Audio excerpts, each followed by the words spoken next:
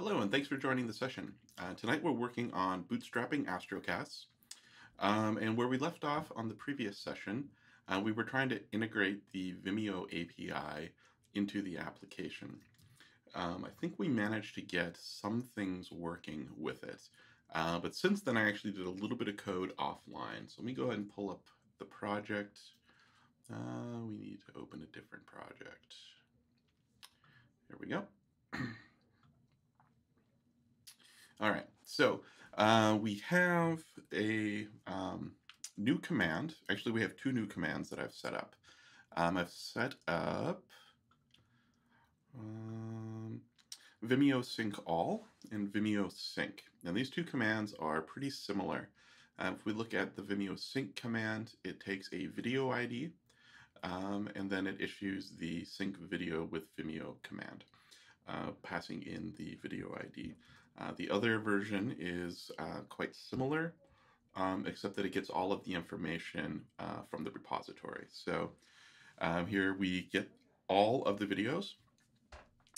If a specific video doesn't have a Vimeo ID, we just continue. Otherwise, we dispatch a command to sync that particular video with Vimeo. So I actually have an example here that we can use for the live site. So if we go to astrocasts.com, we have an episode here that went live earlier today. I'm actually going to... It thinks this is this episode due to various reasons. This is something I probably need to tighten up a little bit. But I'm going to open up astrocasts.com/admin. Little mistake there. This is one of the things on the list today for us to do is either add a Remember Me token or something so that I don't have to log in every single day. It's been getting kind of annoying. If I go to the sessions, it'll be easiest to see these. I can see that these broadcast dates are null. And here's this ID3 and consuming messages video. If I go here, we'll see that the description's null, excerpt's null, all the way down to the Vimeo ID is null. So what I'm going to do is edit this and give it the Vimeo ID of the upload I just sent. I'm going to log in. I don't have to log in. So this is the one that was created 11 minutes ago. If I click on it, it's still converting. So I think some of the information isn't going to be set up correctly. But if I remember correctly, I should be able to at least get the thumbnail image. So let's go ahead and try it. I'm going to pass in Vimeo ID, and I guess I'll do a publish date of today. I'll just add this here for now, just so that it has a value. Today is the 13th. And let's see here. So ID3 doesn't show up anymore. ID3. There we go. If we go in and edit or show, we'll see that the duration is empty now. So it no longer shows that it has an empty a duration of null, and we have all of the thumbnails. So it did get the right information, but the duration is still being calculated, mostly because Vimeo itself doesn't know how long this video is. So one of the things that I needed to do was to have a way to, after the fact, synchronize this video ID again. And that's where I can now run this via Heroku.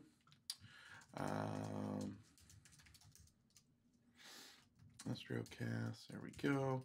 And I can do Heroku run bin console app Vimeo sync. I should be able to do that, and I think this will work. So that's essentially going to do the same thing that it had just done, except I'm now able to control this without having to go in and edit or add the Vimeo ID or change the Vimeo ID. And this command is just adding a new command to the command bus, and then the existing processor handles that. So I was able to do that for all by specifying sync all. I'm not going to run this now because there's no real point in it.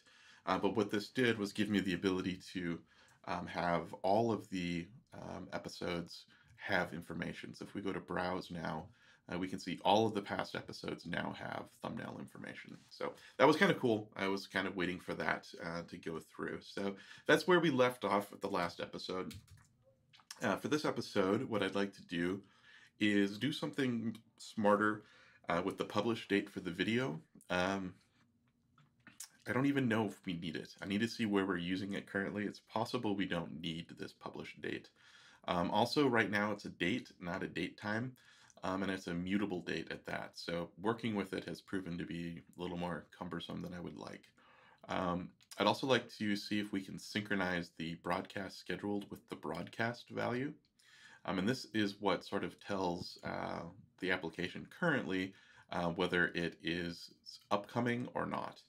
Because there's a couple of other reasons why that's kind of sketchy in here. So if I go now to sessions and go to the ID3 session and edit it to have a broadcast date of the scheduled broadcast, what should happen is the UI should actually change and treat this as if it actually had been broadcast. Probably some model work I could do here to make this a little more obvious as to what's going on. But if I reload this now, we see that it's going to show the thumbnail for that episode, which is great. And if I go to this episode now it's actually linking to the Vimeo ID and doesn't try to treat it as if it were a live upcoming session like it would, or like it did before, actually. So this stuff is all working pretty well, but I would like to see if I can automate some of these little pieces. So that's one of the things on the list. I already mentioned that I'd like to implement some Remember Me functionality. I think there's some built-in stuff that we can use from Symfony Security to sort of do this a little more easily. At the very least, I want to have some sort of, I don't know, we'll have to look and see what's going to be there for that. Upgrade users for Intercom widget for logged in users. Now that I actually have people who are logging into the site, the little Intercom widget can actually do some more interesting things. It can actually associate a chat request if people have questions about the site or the service, then it can actually associate with their logged in account. So anyway, it's something that I would like to do. So those are the main things that I'd like to see if we can get accomplished today. So let's look at maybe the Remember Me stuff first. So we're going to go back to the test site, and let's look for Symfony Remember Me. I think they have a whole section in the docs on this. So it looks like it's a firewall configuration. The secret is going to use, well, the default is use the kernel secret. Lifetime specifies how long it will be there. Path, I think that's probably a good idea. It looks like the default behavior is that it's only enabled if you check a checkbox on the login form. I think I'll leave that functionality there like that. Like I think I want to use the default and not just silently opt everybody in to Remember Me, even though that's probably what I would prefer, is to just remember me always. But I know that other people aren't necessarily feeling the same way about that. Let's see, so forcing user to opt out of Remember Me. It's a good idea to provide the user with the option to not use the Remember Me functionality. But the usual way of doing this is add a checkbox on the login form. So all we have to do is use some special field here. So if we use underscore remember me, then it will just work. So this could be really cool if this sort of functionality just works out of the box. Let's go ahead and go to security.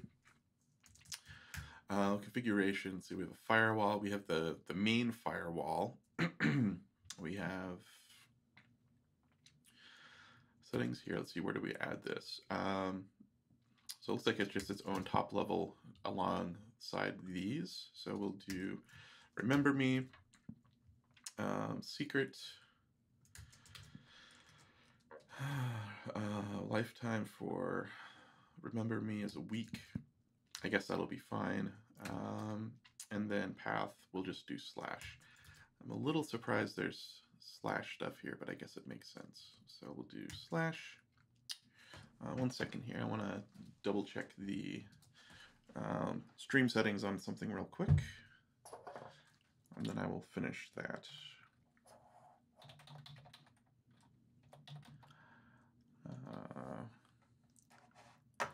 Especially with Twitch, sometimes it forgets some of the default settings here. So let's see. Oh, no, it looks like everything is good to go. Awesome. All right, so path, and then we'll leave the default functionality is to always remember as being false. So I think you have to uncomment this to enable that. We're going to have to open up our login page. .html.twig, and for right now this login page has very little in the way of functionality. Let's copy this here. Let's go see what this looks like. So login. All right, so the checkbox is there by default. It's on. Let's see what else we have to worry about here. Forcing users to re-authenticate before accessing certain resources. So this is something else that's kind of interesting. We ran into this, I can't remember if it was this project or a different project, but there's this idea of having a user, but just having a user doesn't necessarily mean anything. You could be a user in a firewall that allows anonymous, so which is what we have here. So there are a couple of ways you can set up the firewalls. One is to not have any users. One is to only have users, and then there's having users and also allowing anonymous. And in that case, it requires some special things. So what you can do is look at these other, let's see, are these actually roles? Can't remember if these are roles, but you can check to see whether or not the user is logged in just because of a Remember Me token versus having actually given their password in this session. So this might come into play a little bit later when we start talking about going to like the settings page, where it'll depend on whether they have come here from just being remembered or actually being logged in. So we'll worry about that a little bit later, but for now, let's see if this functionality works as advertised. So keep me logged in. Before we do that, let's look at the cookies. I sometimes forget where those live. So we have cookies for this site. So we have Astrocasts. So we have, looks like we have an Intercom ID. I'm going to log in and see what that gives us. Wow, now we have a lot. So I'm going to go back to, let's say, here. So we have Remember Me token, and we have a PHP session ID. I think this PHP session ID is the thing that actually has the login. And then the Remember Me is the thing that is actually going to remember over time. I think the way we can test this is to clear the cache. Let's do bin. Actually, before we do that, let's open up here. Beau Simensen, role user, role admin. Let's see if it gives us something here. So listeners, I want to see how this looks different if so authenticated, username, password, token, roles, security enabled, stateless, allow anonymous. I'm trying to see if there's a way to look here to see that it was from a logged in or a Remember Me token. All right, so let's try bin console cache clear. All right, and now let's view this again. So let's PHP session ID. Actually, we could probably keep track of that number, B20. All right, so I was able to survive that this time. So let's see what we can do. Let's remove this and see if we can survive rebooting now. So, and let's clear delete selected, delete selected. All right, so doesn't know who I am. I'm going to log in. Support.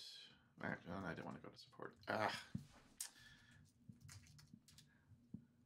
right, let's see here. So chat is a good one to go to. So Beau Simensen. All right, and if we look at our cookies, so PHP session ID 7QD. If I do an app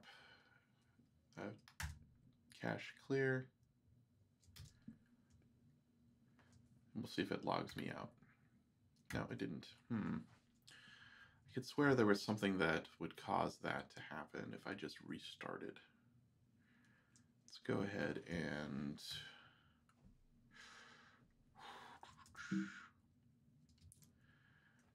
well, let me remove PHP session ID. That's an easy way to test this. All right, so that alone was enough to log me out. So I'm going to add this functionality back in.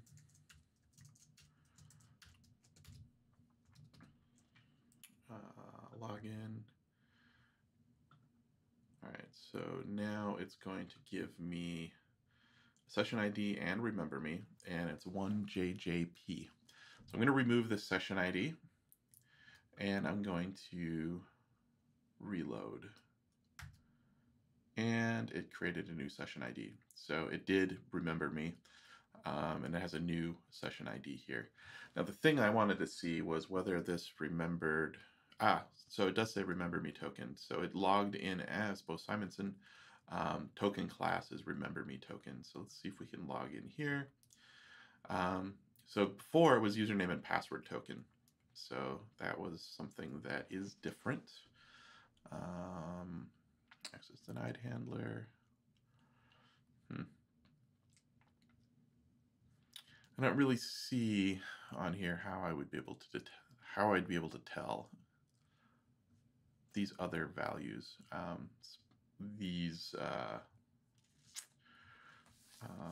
Deny unless access granted. Let's see if I can do Symfony Web Profiler.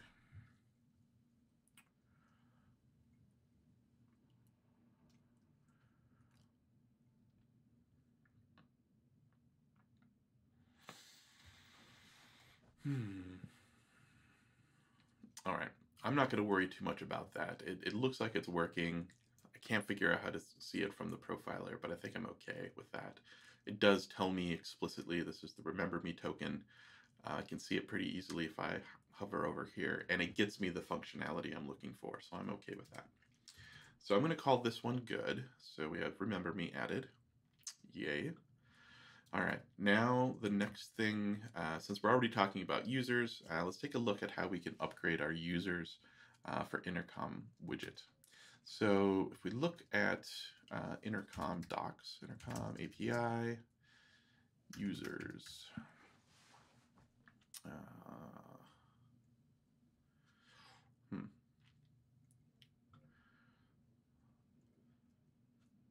user model. So I think I can do it the easy way. So create or update a user. I don't want to do it through curl requests.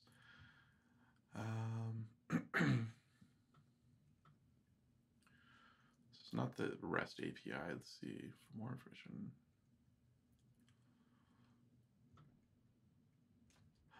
Actually, installing Intercom. Maybe there's a easier way to do this. Here we go. Basic walkthrough. Okay, so here's the bits that are already in the code. Sending a message, creating leads and users. All right, so users leads are things that happen before they're users. Creating users, follow the same steps as above and save the code. All right, so it's sending me to a different part of the doc. So creating a user.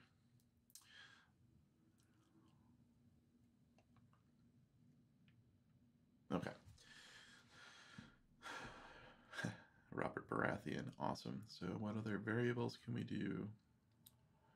I guess there's other ideas here. Okay. So let's open up our, I think it's in base. Intercom. All right. So all we have right now is for the intercom settings is just setting our app ID.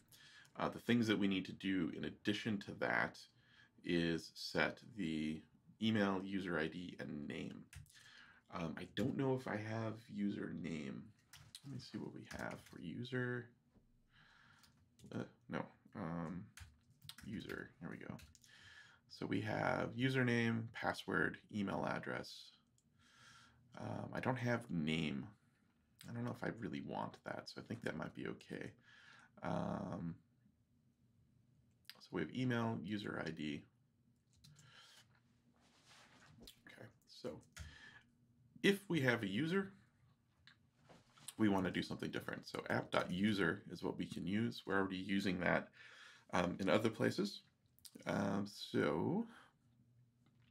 For intercom, we can say if app.user, we want to do some additional work on this intercom setting. So we'll do, there's probably other ways to do this more elegantly. So I think I'll try it that way, actually. So this will be the else behavior, else. It's not really dry, but sometimes it's better not to be in these sorts of cases. So we're going to have everything else the same, just we're going to add some additional fields. So we'll do email, and we can do app.user.email. And the interesting thing here is that this is going to be on every page that the user loads. So as long as the user is logged in, they will get their email address added as a user. They will get their user ID added. App.user.id. I think that should work. And then name, I'm going to use username. User.username, which is as close as we can get to this idea, although at some point I may decide that I want to have actual names within the application. So let's see here, they had other creating users with a form, attributes with a form. Oh, local storage, number of dire wolves. Awesome. Let's see, so that's actually setting local storage.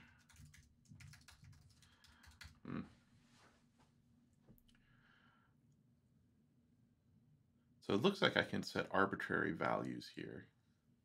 So I might actually do username instead of name and see if that works. So we'll do username here.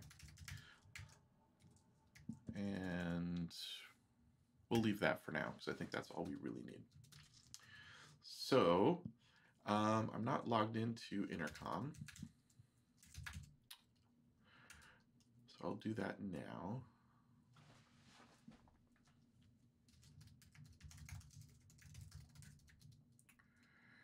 I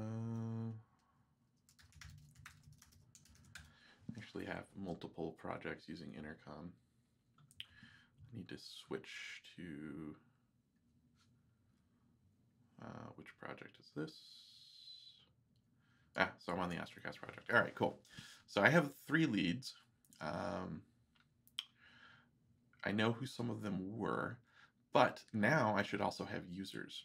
I don't yet because I haven't loaded the page, but I'm going to, and that should give me access to users.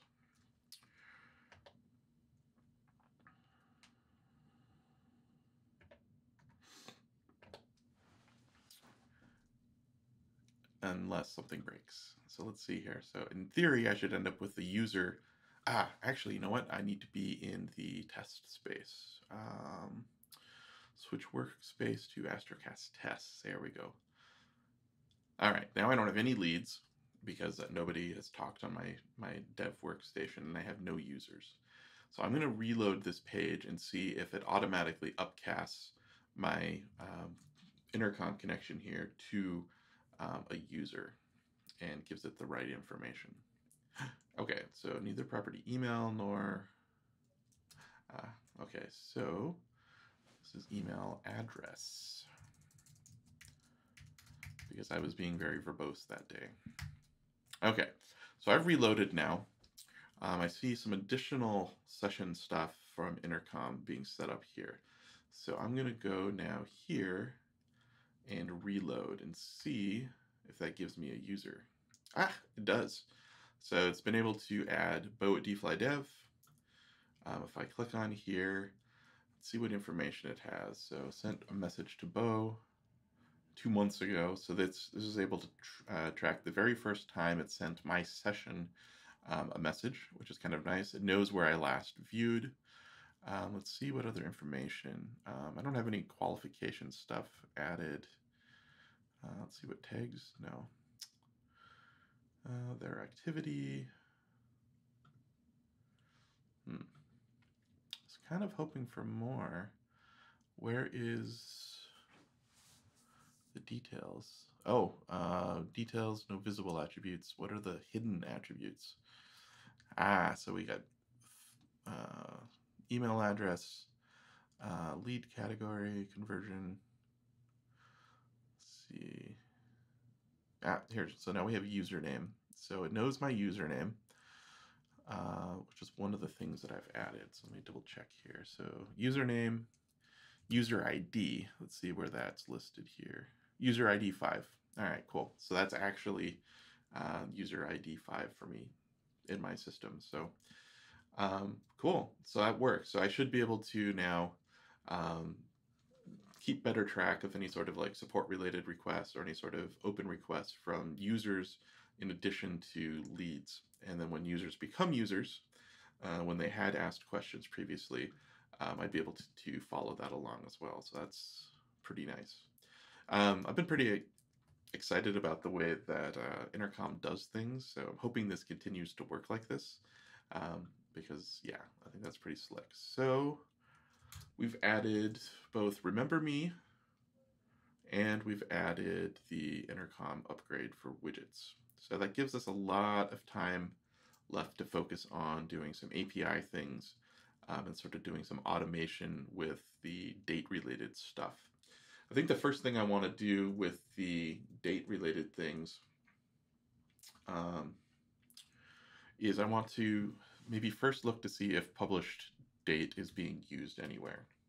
Because if it's not being used anywhere, then we can just remove it.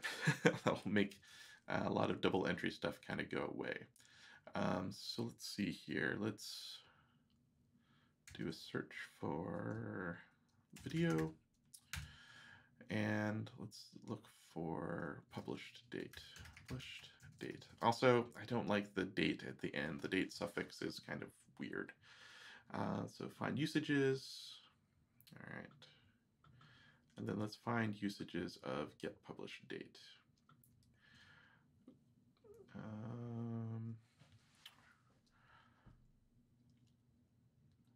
There's a proxy.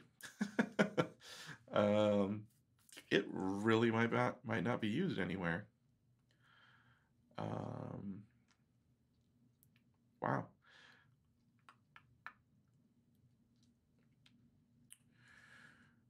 Okay, so there's another sort of search everywhere sort of thing. Because I want to see if there's a dot published date.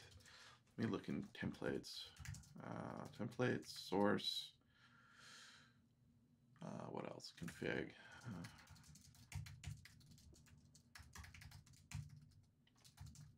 I want to see if anything. Oh, yeah, okay. Project repository. What's it using it for?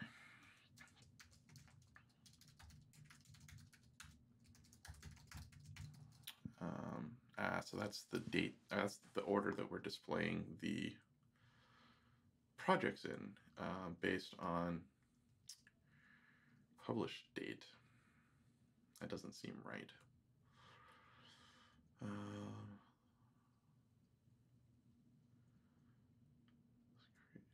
see, so this is the project. Looking for video.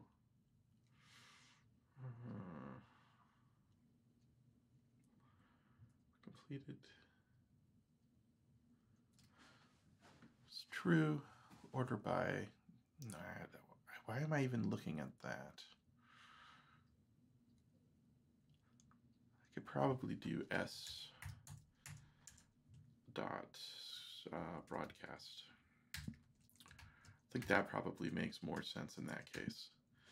I think what I was saying is show, like if I'm trying to find current projects, I want to sort them by the how recently they had published videos, but we can do the same thing for broadcast. So when was the last one broadcast? All right, so we can get rid of that one. Video itself, we just need it until we can remove it. Session template. Let's see what we have here.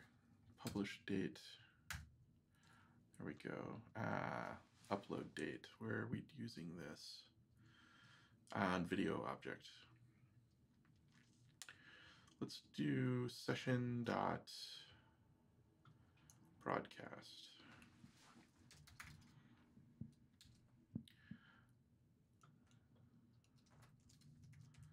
Okay, cool. So session dot broadcast. It's not used anywhere else. Good. And then the easy admin config is using published date. We no longer need that. Cool. Which I think means we can now remove it from video.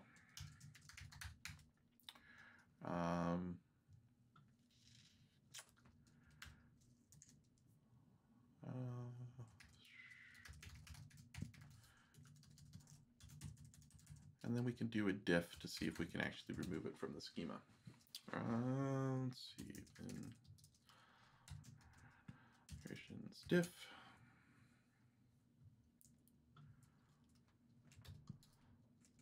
Migration diffs are always fun because you get to figure out what you forgot.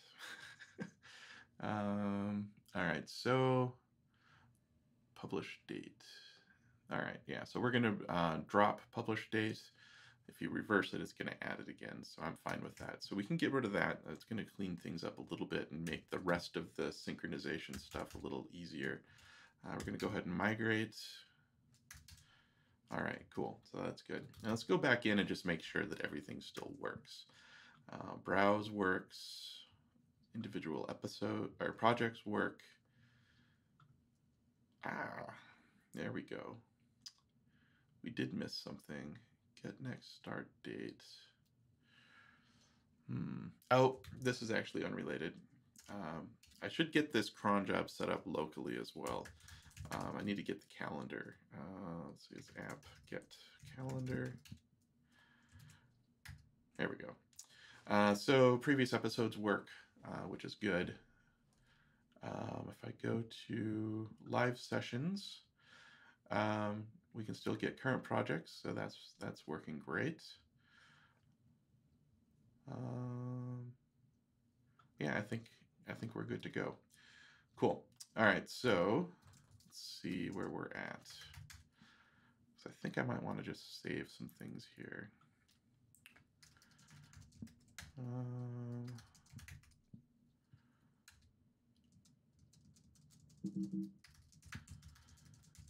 Add remember me functionality and drop video published date. All right, cool. So we're in a good spot here to start looking at some automation. All right, so as soon as the Vimeo ID gets set on something, or as soon as the synchronization happens, I think that should be a good sign for updating the actual broadcast date to be the same value as the scheduled broadcast date. Let's see where we have our message handlers. So we have command handlers, sync video with Vimeo handler is the one we're looking at. So we get a video by the video ID. If that video ID doesn't exist or something weird happens, we just don't bother doing anything. I'm actually going to change these return trues to just return, and then change this to not do anything because we don't really need to return a value here. So that's a little misleading. All right, so what we do when we get these sync video with Vimeo commands is we make a request using the Vimeo client to get videos / get the Vimeo ID. We get data back. The response comes in the body. We get all of the sizes that are in the pictures container. And then we return keys that are width by height, literally width x height, that are then linked to a URL that represents the size for that width and height. I was doing some stuff here that was causing weird issues, so I commented it out, and this is just weird stuff that we no longer have to deal with, which is awesome. So what I think I might do is do something if data duration is greater than 0, then we're going to do some additional things. So we can do video get session, and let's do sync broadcast. And that's going to be a new function on the session itself. So let's go session, and we have set broadcast. All right, so let's do sync broadcast. And what that will do is set to this broadcast equals this scheduled broadcast. I think that should be what we need. What that does is make sure that the actual broadcast value gets set to the same date as sync broadcast, or the scheduled broadcast. I think that's all I really need. Let me double check what we do here. So admin, do we have an example of a session where that's not the case? We do. So duration settings, scheduling in advance. So this broadcast value is null. What I've been doing by hand is going in, and when it's actually uploaded, I'll set these values. So the date that it was actually broadcast. The scheduled broadcast date is always going to be the actual broadcast date. I don't know what more I can do on that. Like I said, there could be some more modeling I could do there to make this a little more elegant. But I think this is actually going to solve some things. So sync broadcast. I think I can probably test this out here. So let me go ahead and go back to Vimeo to find that episode we just uploaded an hour ago and get the ID. And so it actually has all of the information that it would need now. So I'm going to edit this session. No, I need to edit the video associated with this session. So here we go. So it already had, interesting. So it already had a video assigned to it.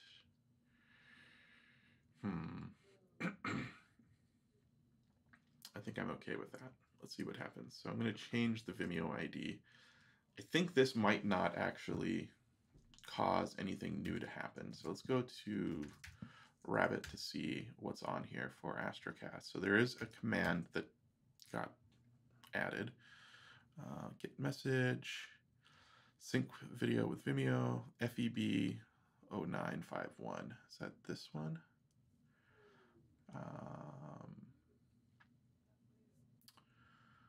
FEB, yeah, it was. Okay, so I guess it's going to sync every time. Every time there's an update to this entity, which might be a little weird, but I think I'll allow it for now. So what I need to do now is consume this message. So let's go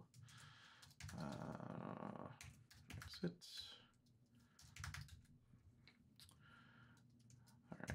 code Astrocasts, and we're going to do bin console messenger consume messages. And we're going to do AMQP. Okay.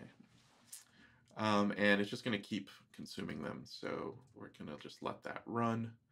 And let's go see now if the session associated with this video now has a broadcast date. So let's go session. Yep.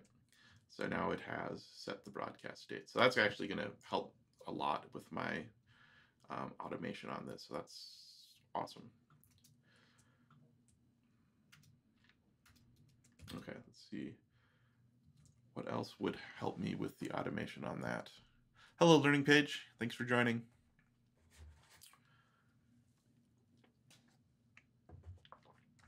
Let's see here. So sync video. I think everything else is probably good. What I think I'm going to do now is see if I can deploy this code.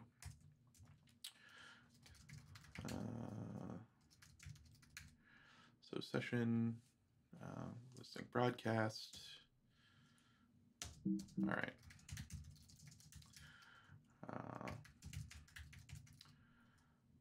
Sync broadcast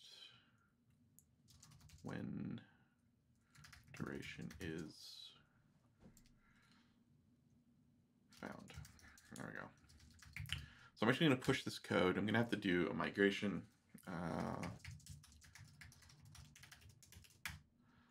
Okay. So we can come back to this on the production site in a little bit and see if we can get things to get up and running with that. This actually was a lot more quick than I thought it was going to be. So remove and sync are done. Awesome. Awesome, except now I have to figure out what to do next, which I guess is a good problem to have. I did have one new thing that I wanted to figure out. If I go to the test page /chat, actually it's probably on one of the sessions.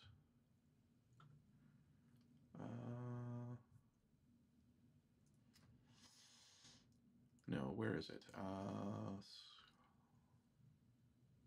See the schedule page.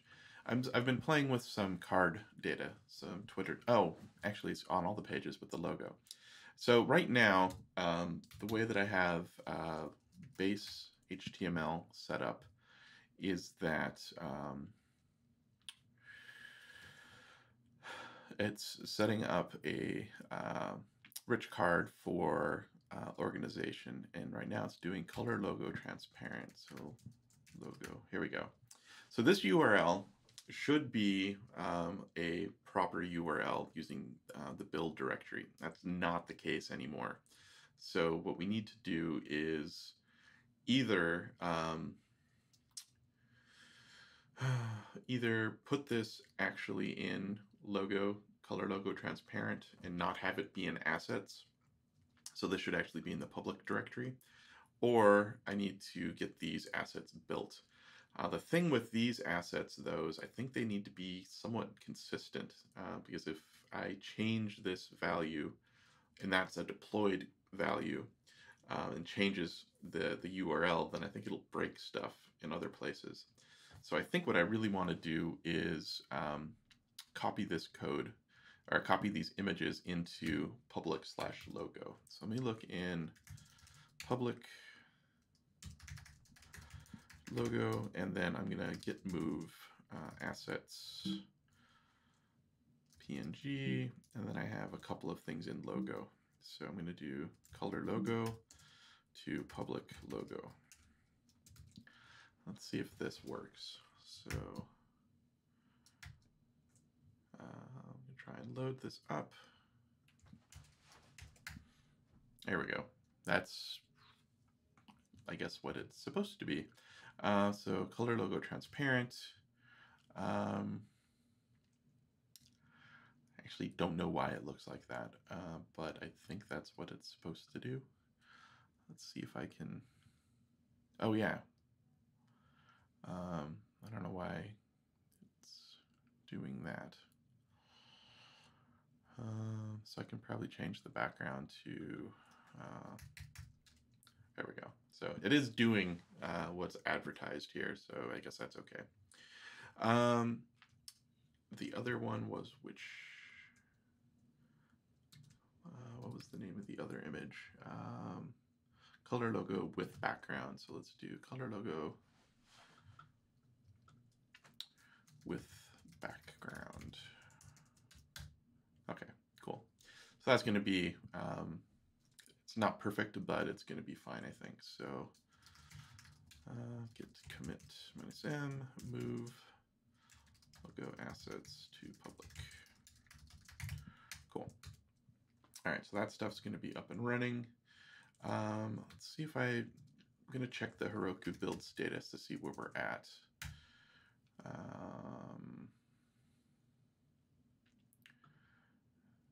Activity. All right, so I think this is the code I just pushed up. So I think what I can try and do is run the migration. So Heroku run.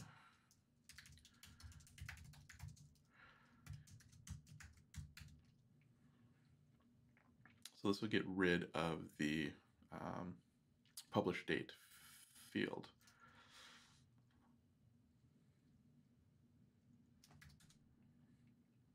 Okay, cool. And then what it's going to continue to do is deploy the image changes and things like that. So we can let this go for now. So that was one of the things I wanted to do. One of the other bits that I talked about quite a bit ago was trying to get a integrate with Pusher to have every single page capable of saying, hey, there's a live session happening right now. Do you want to go watch it? So rather than just having the homepage, click open if there's a video playing or if there's a live stream playing, I want that to be working more with the actual individual episodes. So on the live site right now, what we have is the ability to go to the episodes that are playing right now. That's in the process of deploying, so it's a little slow. At least I think that's what the problem is. There we go. So right now, if I link to the episodes that are playing right now, it brings you to this page. So that's ideally what I'd like to have happen is if there is an episode that is playing currently, you should click on it. It should take you to the full live URL of the session that's in progress so that you can watch it here like that. So I think that's what I'm going to work on next because we have a healthy amount of time to kind of dig into that. We can also see that I'm not logged in. So I'm going to log in here and we can see that the Remember Me functionality has been added. So that's all there, which is awesome. What else? Let's see if the organization URL is correct now.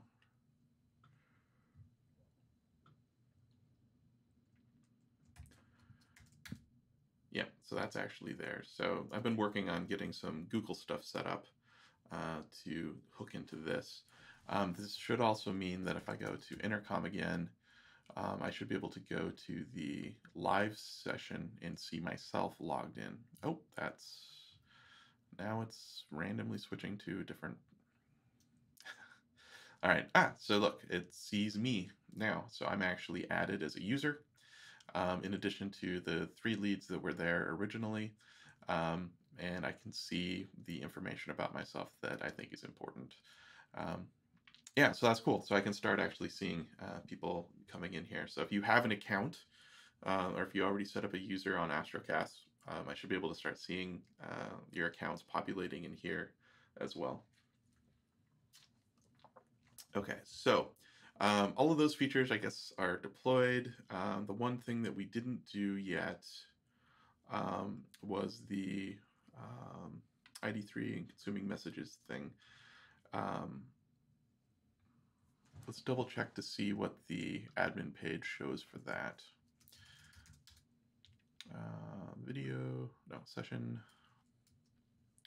Yeah, so it now has a broadcast date set.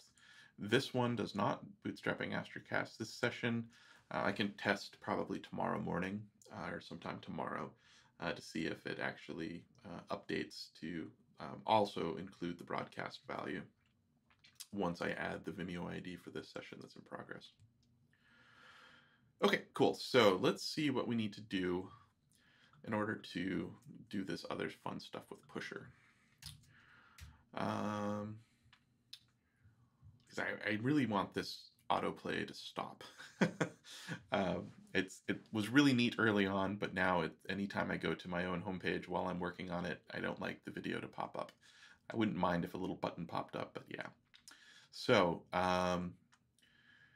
one thing that we started very early on and then kind of abandoned was integrating with Twitch. So the way that this works right now is that Twitch, I'm using the Twitch player in a hidden field or in a hidden content box that starts the player. And so it's always running. And it's looking for a couple of events. So if it gets Twitch player online, then it actually hides or removes the hidden class from live video. It adds the class hidden to the video loader, and it adds the class hidden to offline. And then it says resize the Twitch player. This is all fine and good, but this means that this is always running on the homepage. What I'd like to do is receive a webhook event anytime my channel goes online. So rather than having the code here on every single HTTP client that's viewing the site, rather than having that happen, I want the service itself, the Astrocasts service itself, waiting for webhooks to come in and then doing something based on that. So this is the part of the code that we're trying to sort of work around. If we look at the individual session, let's see, I guess I have to go to Astrocasts live site to go to the current live session. The code here is a little different. So if we look at what we're doing here, I don't think I'm doing any at all. Twitch player. Yeah, so all I'm doing is setting the volume to 0.5 and starting the player.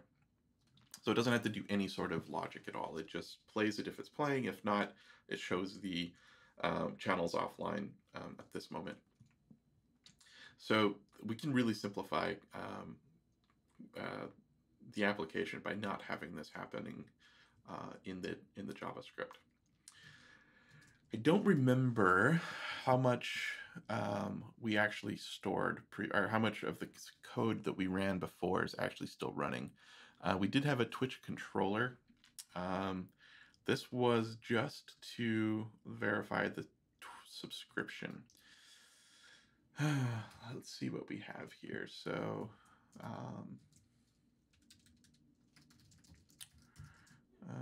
.env. So we do have some Twitch client stuff here. So that's all there. Do I have a Twitch client?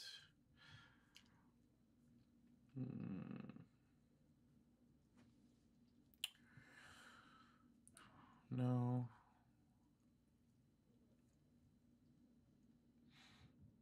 I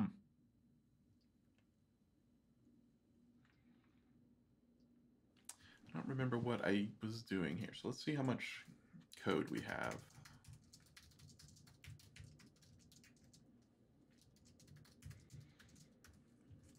And let's see, we also want to look in templates, maybe.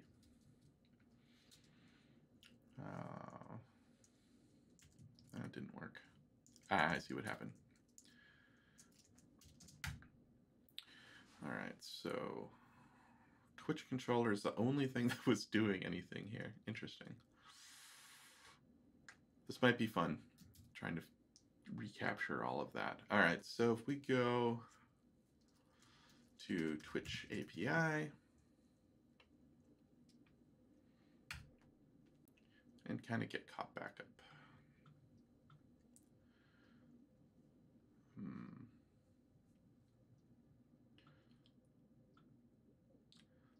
It's my dashboard. Is that my channel dashboard?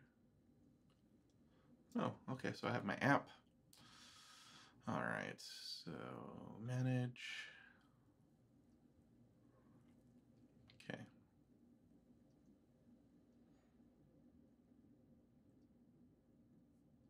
Hmm.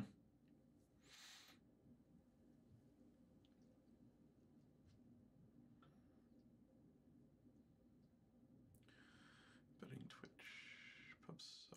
So here's where it was confusing. Is it this one that's a new one? Default version of the API is v3. The default version applies to API. All right, so I need to be looking at the new Twitch API. That's kind of confusing, but there it is. All right, so I think I remember now. Okay, so we were setting up just curl commands to actually run this stuff. All right, so sample code. Okay.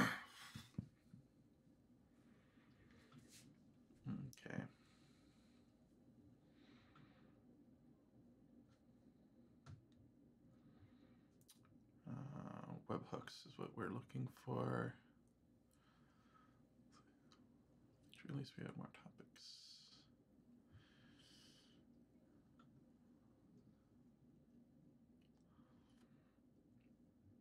All right, so I think it was the stream has changed state is what we were looking for. Getting notifications. You can either do the following. Okay. Okay, yeah, so this is coming back to me. All right, so we need to actually, well, let's look at the workflow. So subscribe to an event. So client ID is my client ID.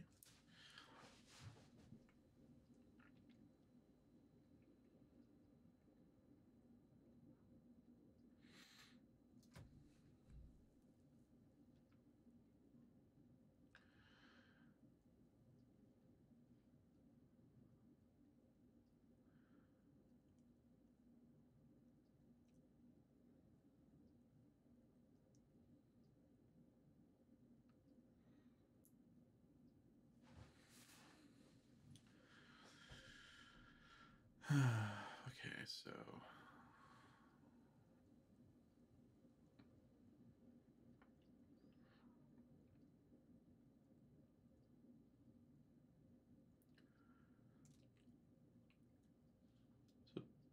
uh,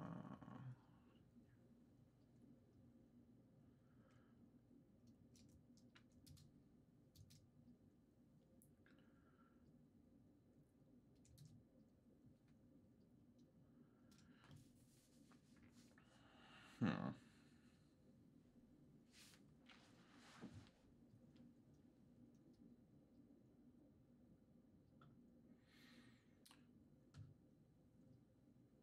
I don't remember how to get the user ID. Users. Is there a way to get me? Oh, that's for webhooks. I bet there's probably something here for get analytics, get users.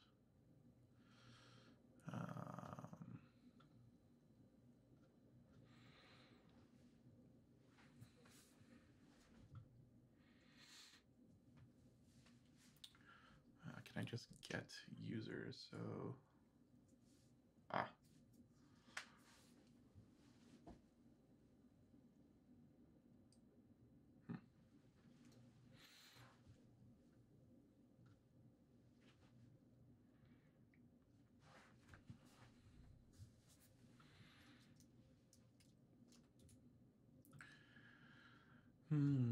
Rate limits, webhooks. Sending. Wonder if we can get the currently logged in user as you. No. Client ID, login. No.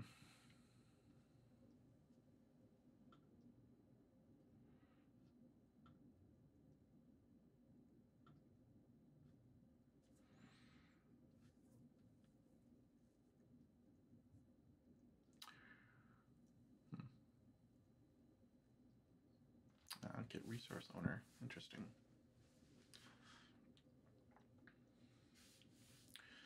I actually need to take a quick break. I will be back in just a minute or two.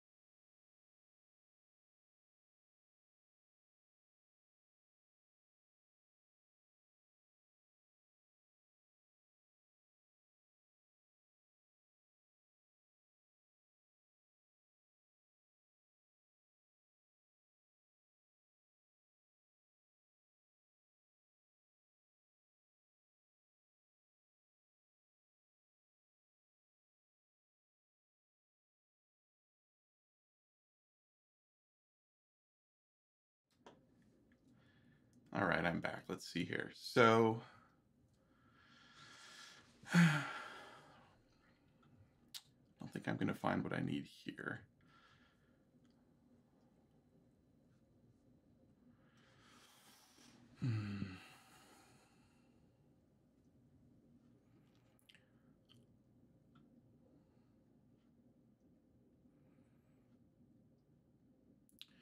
When you submit a request to subscribe, with the subscribe to, unsubscribe from event endpoint. All right, that's the part that I think I was missing. So we post to this URL with the URL where the notifications will be delivered, the type of request, the topic, and lease. So number of seconds until the subscription expires. Creation workflow without creating any subscriptions.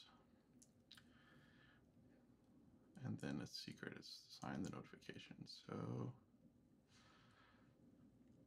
this was the part I think that was confusing me in the first time around, is that this is for additional messages that they'll send back, not necessarily the first one. So let's see. So the these topic URLs are actually what you pass for the hub.topic value. So user 1336 and the payload. So stream changed. This will give us the title of the stream, the viewer count. Okay.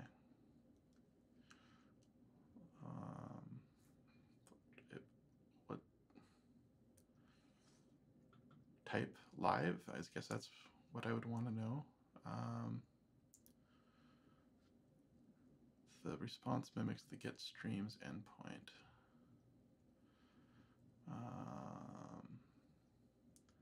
Well, the thing I want to know, stream is live. Oh, in case of error. Okay. Language started at. Okay. Get streams metadata. Well, what I was hoping for was a stream started or ended. doesn't look like that's something here. Other changes.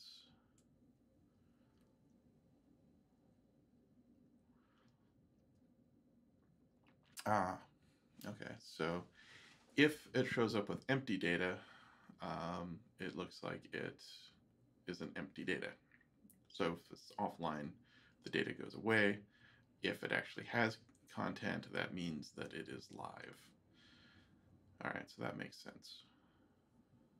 Okay, so what we need to do is look for, start keeping track of what we actually need to build here. So we need to know, find out my Twitch user ID.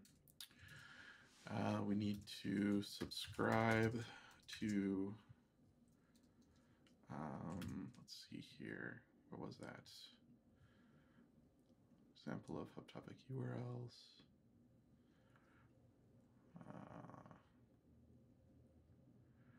Stream change, so this would be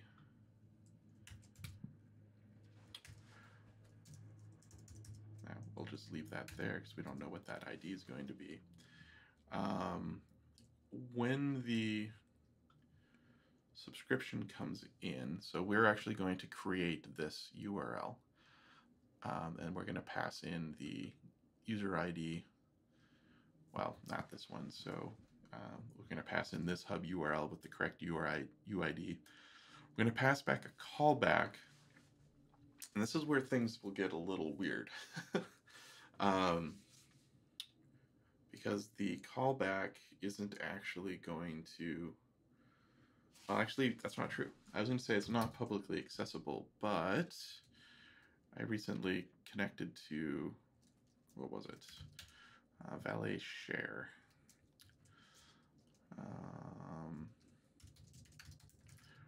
Which would actually be pretty cool if this works. So we'll do Valet Share. Is that it? Yeah. All right. So HTTPS. Let's see if this URL works. If it does, ooh, it's not working. Why is it not working? Too many redirects.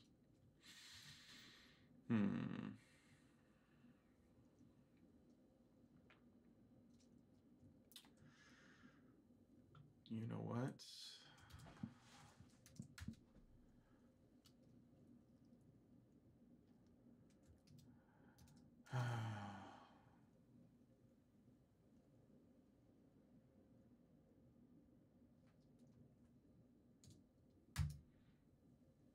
Let's see if we can update.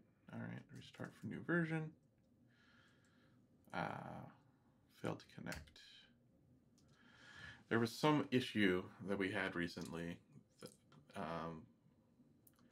I think was dealing with redirecting. If you have HTTPS,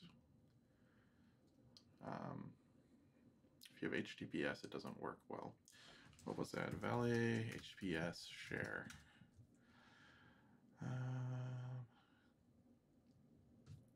This is closed. That's not right.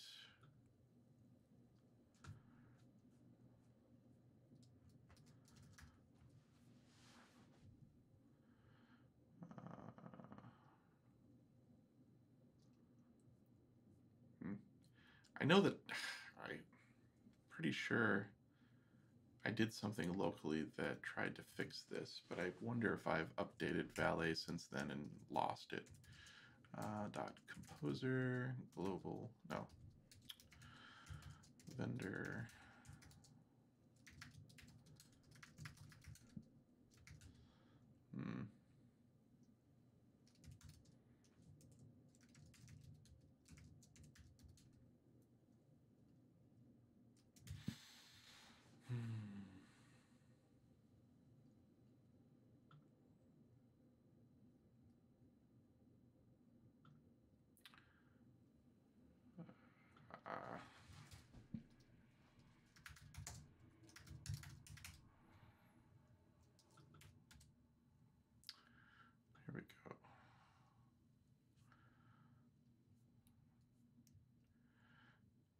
Okay, so dev master works.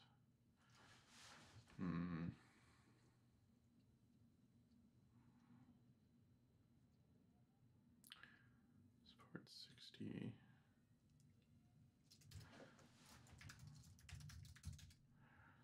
All right, so 2012. All right, so that's the problem, is that I no longer have this new version. So this was merged when?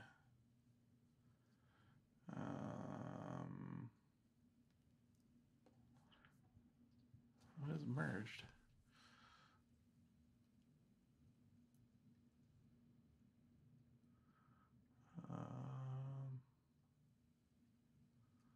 All right, so there update.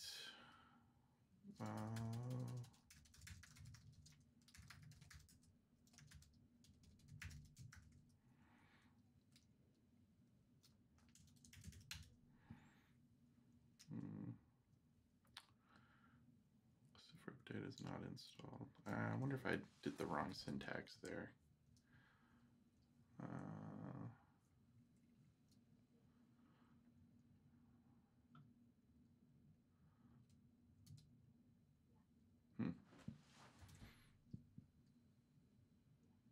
Oh, require.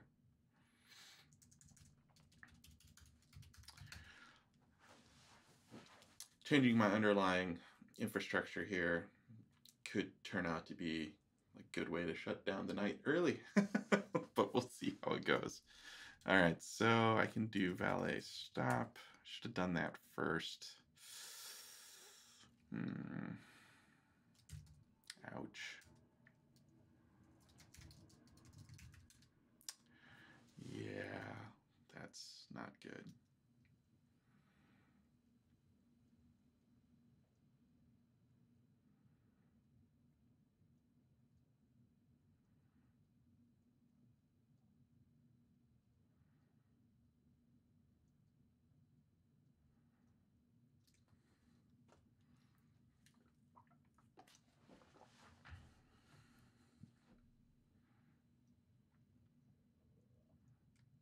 Hooray.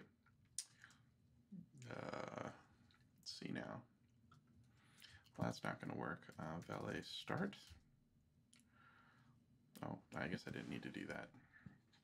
Just wanted to double check to make sure that everything was good to go.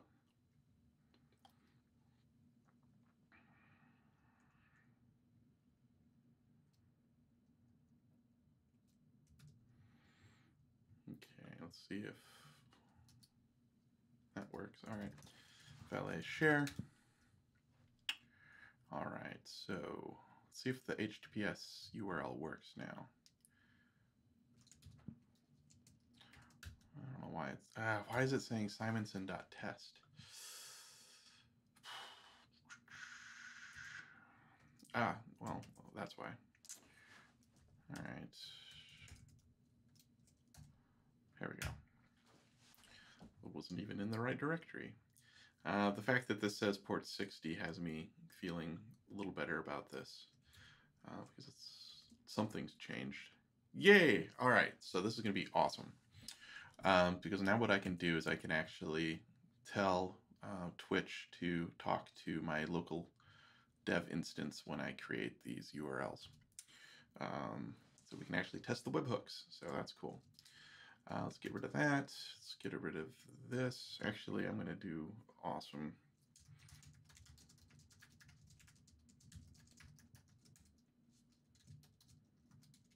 Just so that they know it's awesome and I'm happy. Might actually be more annoying than anything, but whatever. I would love to see PRs like that. So I'll just assume they're okay with it. All right, so what we have now is this URL. So we need to figure out how to get how to get the, looks like user ID from a username. So let's see. That would probably not be webhooks. That's going to be maybe in the reference.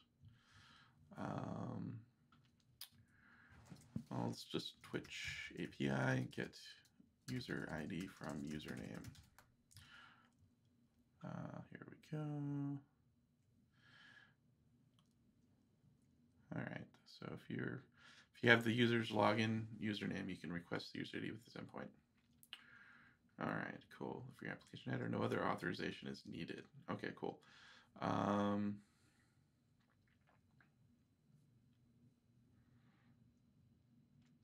right, so let's do that. Gonna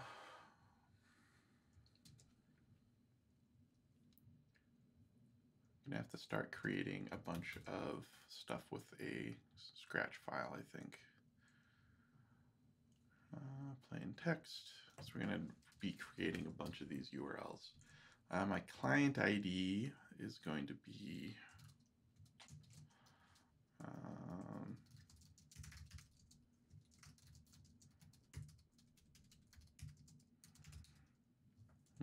that wasn't quite what I expected, but all right. So here's my client ID. I'm gonna have to regenerate these at a later date. All right, so client ID. Let's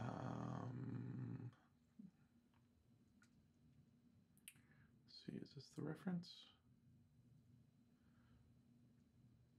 Yeah, okay, so I can do this.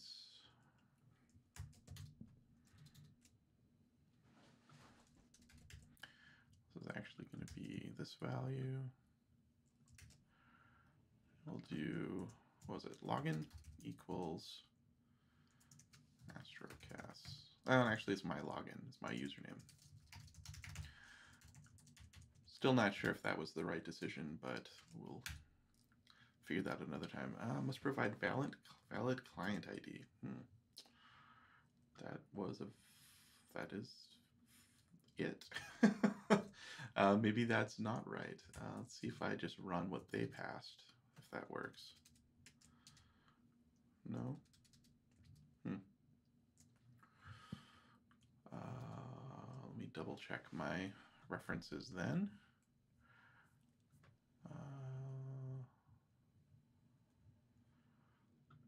So maybe I have a different ID than I thought I did. Date created, client ID.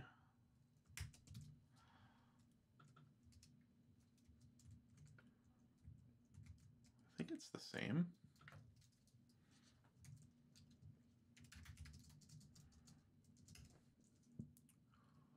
Yeah. Huh.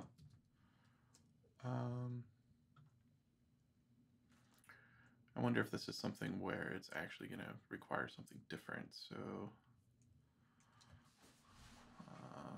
authorization, access token. Yeah, so if I'm passing that, ID tokens, access tokens. All right.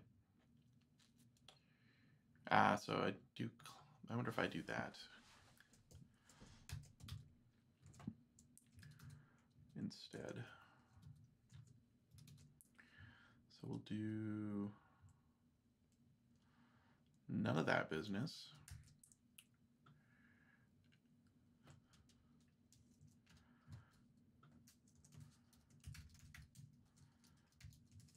See if that works.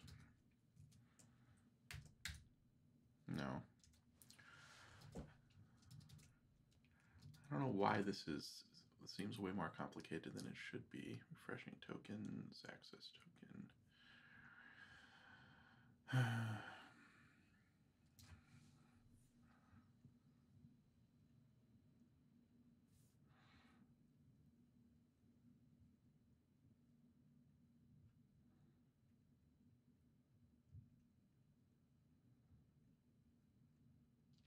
All right, so I guess it's just a header. All right, so let's do this.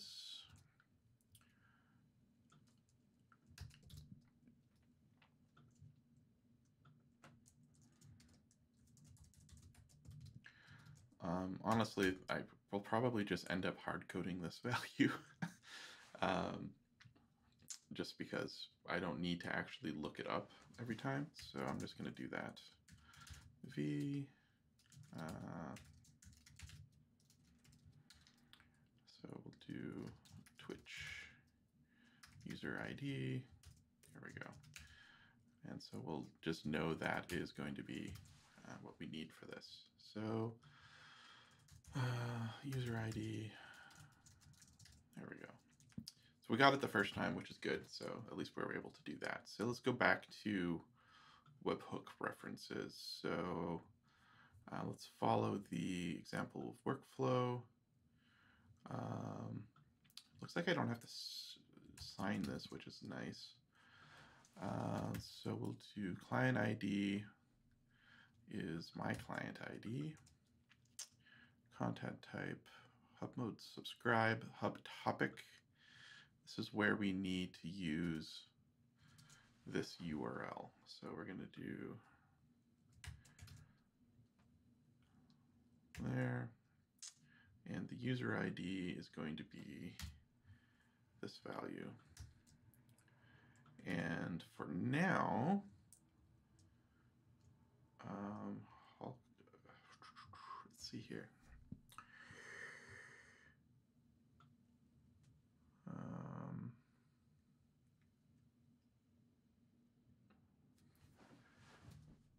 That value is going to be what? If we look at our Twitch controller, this is Twitch verify subscription.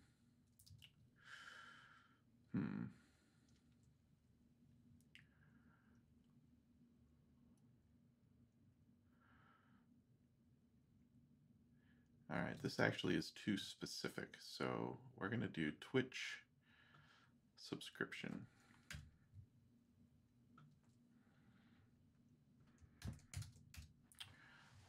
So Twitch subscription, and we need the new URL from the fancy thing here. So that's not that one, this value. So pop this in. So what we should get is a request to our actual handler here when we do this curl command. So it should actually allow the Twitch server to actually make this. So let's do this as 0 for now, just so that we can set that right. And the secret is something that we'll just set to this for now too, and see what happens. So if we look at our logs, dev.log, awesome. So we should be able to see stuff here.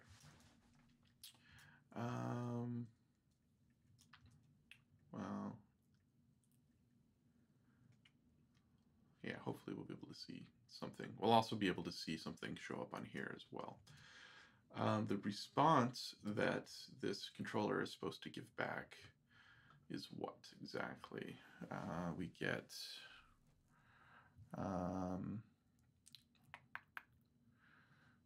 we need to respond with the challenge that we get.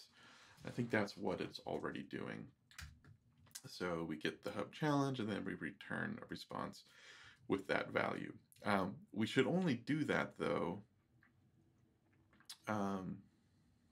We should only do that if it is a subscribe request, I believe.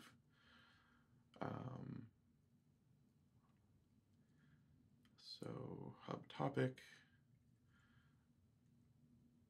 least seconds challenge. So hub mode. I don't know what is going to be passed in later. Let's see, so hub topic URL. Analytics extensions. So I think it must pass a hub.topic. I don't know what mode it's going to pass for actual messages. Top mode. Subscribe or unsubscribe.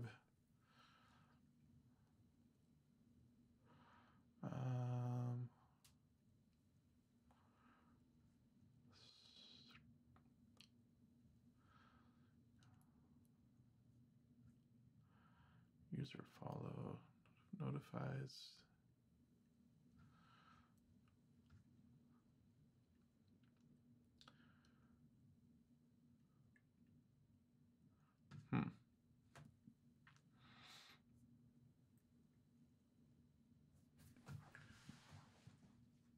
Seems somewhat non-transparent to me.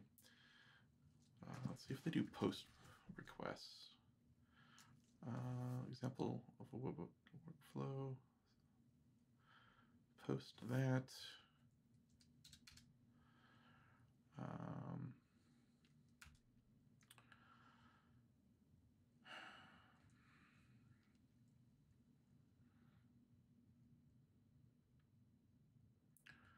Hub mode.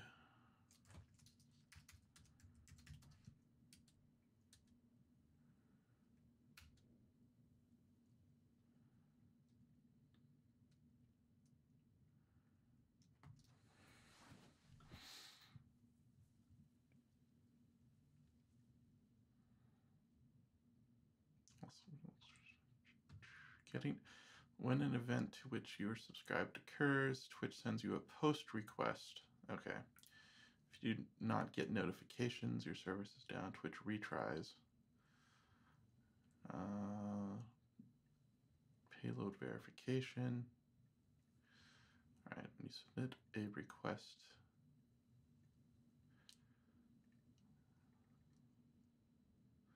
all right, one of two GET requests. Okay.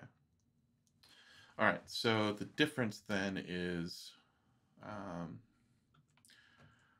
this is going to be GET requests versus POST requests. So subscription verify.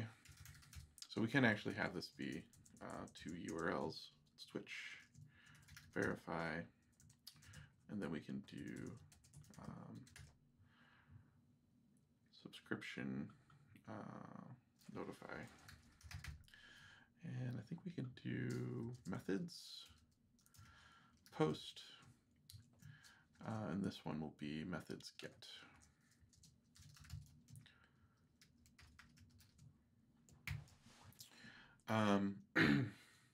So we're just going to say these are good. We'll do verify and we'll do notify. And for here, let's see, where does the post data come in? So it said we get post.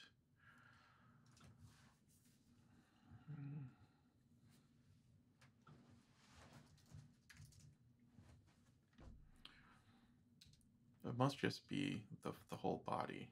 So application should respond immediately with the success response code. All right, so we'll remember to do that. Looks like it's just going to be JSON data. So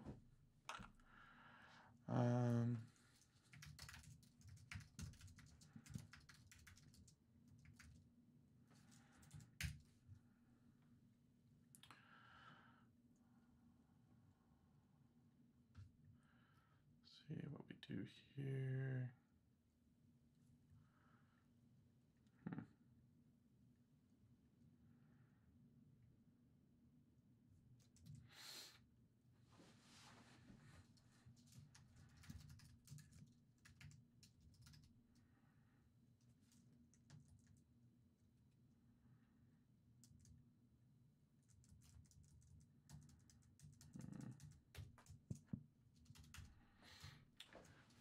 I would think there was a way to do this.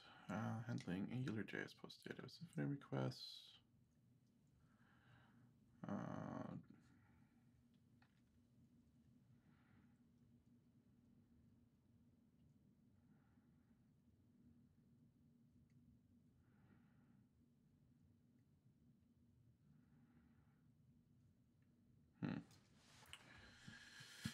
All right, I guess it's not easier than this, which is fine. So request get content. What I'd like to do is this log.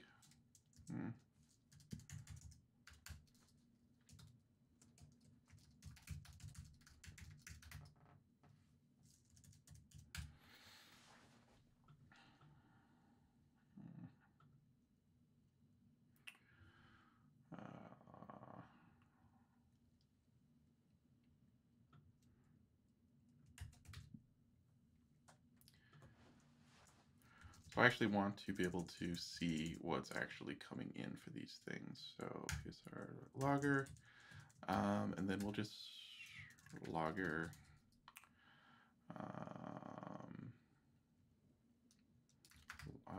notice, and we'll just give it the request get content so we can get the raw value, and then return new response.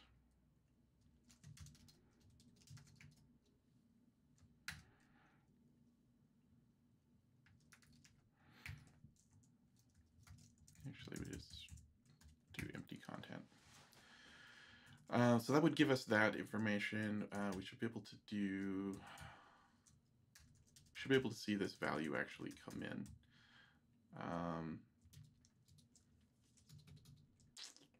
Let's scratch. There we go. Let's do this lease for less time, or a little longer. Let's do maybe 60 seconds. Or maybe 120, just to see what happens when we do this. I'm going to execute this. What I'm expecting to happen is we should see a request here, a GET request, and then potentially maybe some POST requests. So if everything goes as planned. All right, ngrok registered something. Twitch subscription not found. Awesome. All right, so that's good because we can see that Twitch was actually coming back to us. So what did we switch this URL to? I think we said Twitch/subscription. Oh, and actually we probably need to, yeah, we actually need to keep these as the same value, I think.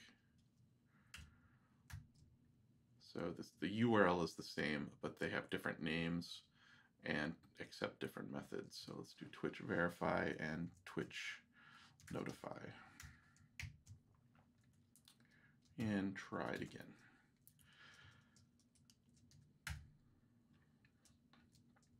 All right, so here we get a 200 OK, which is awesome. So I've got a GET request. Populated token storage, Twitch verify is what got called. Awesome. I'm going to see if I can tweak some of the information on my actual stream and see if it triggers some update. Bootstrapping Vimeo. We'll just add something here. Update information, and let's see if ngrok picks up a notification.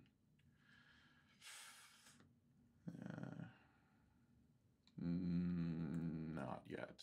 All right.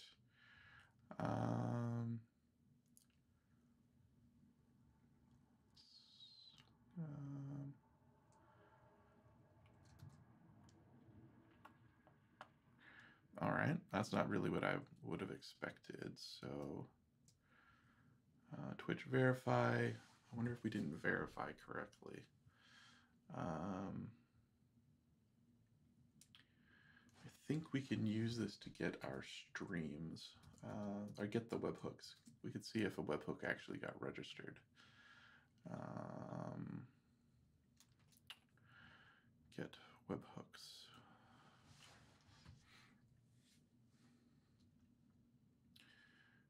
All right, so we're going to use the same information we used before.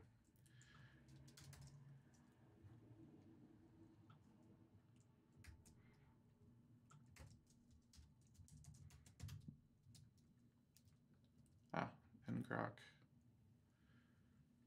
didn't get anything else interesting. Oh, it did get, oh no, that's the same one as before. Unauthorized, must provide valid app token. All right, so I can't actually get the webhooks without going through the song and dance, which is a bummer.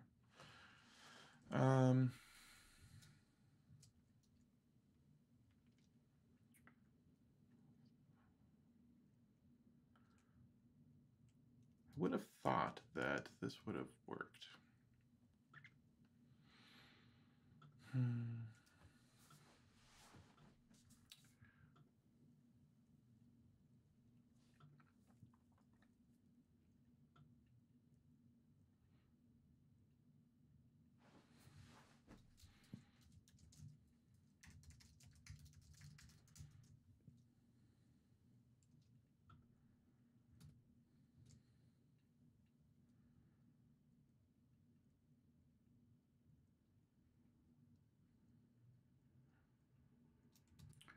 Nope.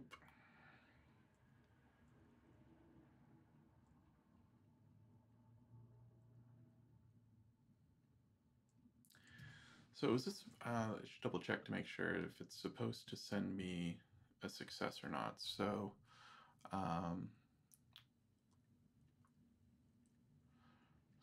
denied request.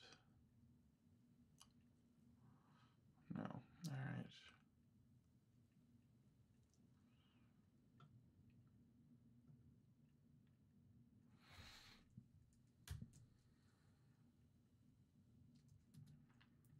Let's try it again with more seconds. Let's actually do this long subscription. Well, no, let's not. Let's do at most, let's see, times, let's say 30 minutes.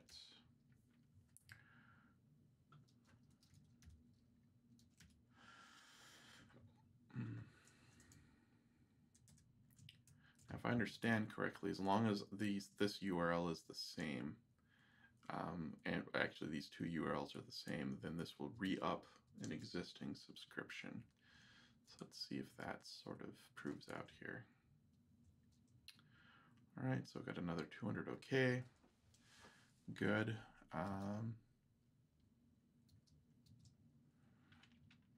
Live dashboard. So what are the things that should be coming from stream changed? What's that payload look like? Community IDs, type live, title. It should be showing new title stuff if this is working right.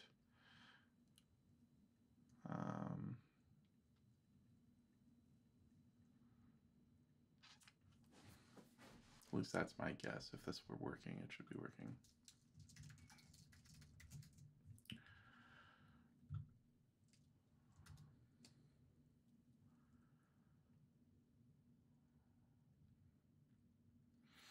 I don't really know what this means, that it's not getting these additional things. So I don't know if there's anything else I can safely change while I'm doing this. I could remove web development temporarily, because that should update the community IDs, but nothing happens.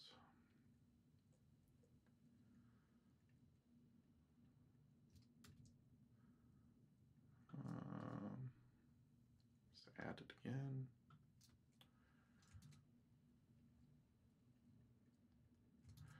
Yeah, it doesn't look like it's actually doing anything here. What are the other webhooks we can look at to see? User changed, analytics.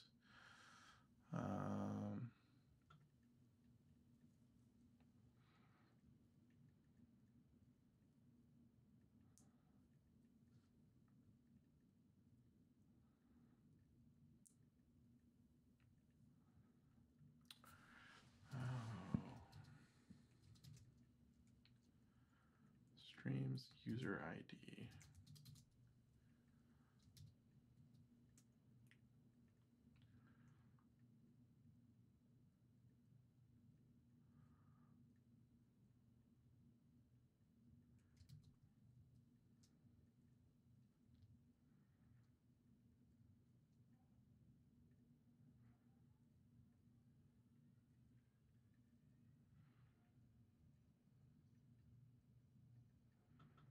I wonder if I can use login Beau Simensen and see if that does anything different, or if it at least gives me an error.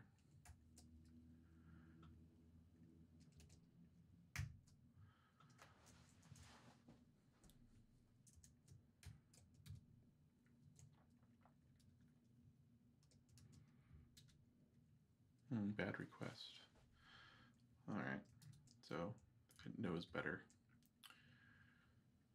Hub callback.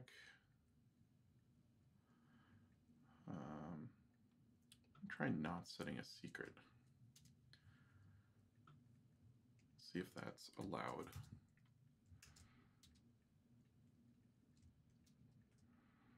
All right, so we got a subscription, which is great. And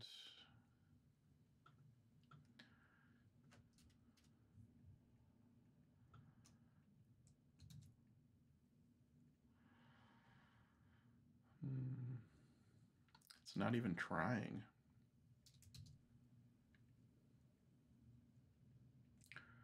Which makes me wonder if the verification is working right.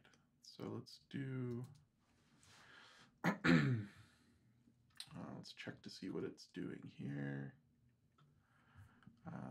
Workflow. It will make a request to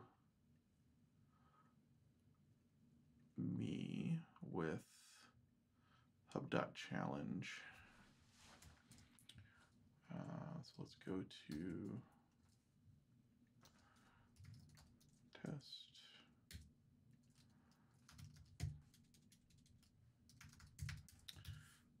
So what's the URL?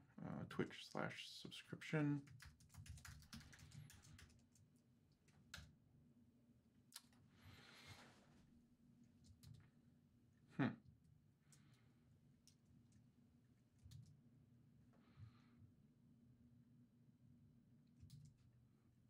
Did I spell that wrong?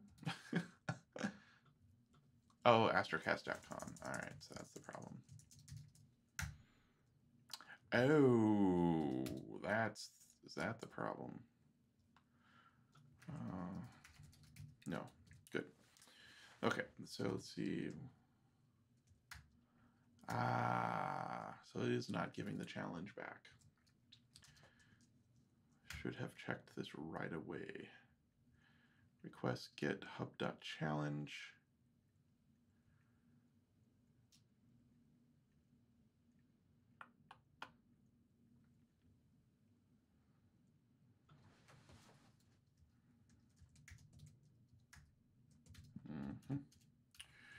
All right, so that's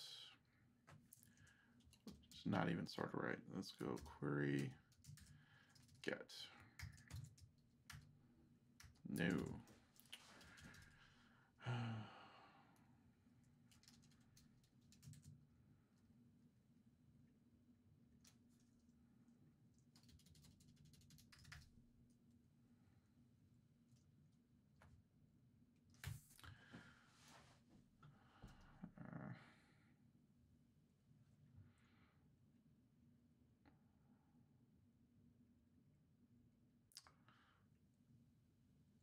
So it's trying from attributes, query, get,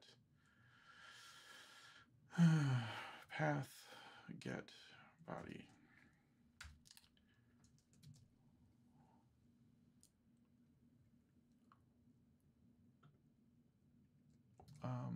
This looks like this should be working.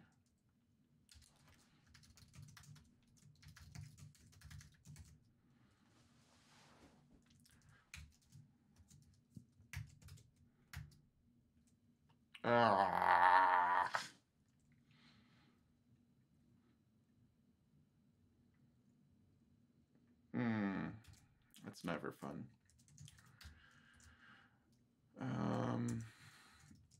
Is that a Symfony thing? Query parameters dots 2 underscores.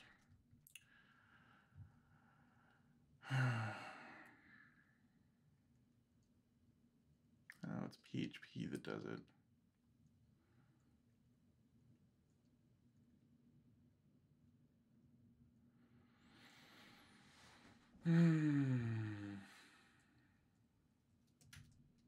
All right, well, I can just blame PHP for being wrong here. All right, so now I'm guessing that we're actually going to be able to get some interesting stuff happening. So at least there's that. So let's run the exact same command again. ngrok should see something come through. Now let's see if we can update something on the dashboard. Live coding is fun. PHP. And let's see if ngrok gets a post request now. No. All right. Let's see here. Can I clear these?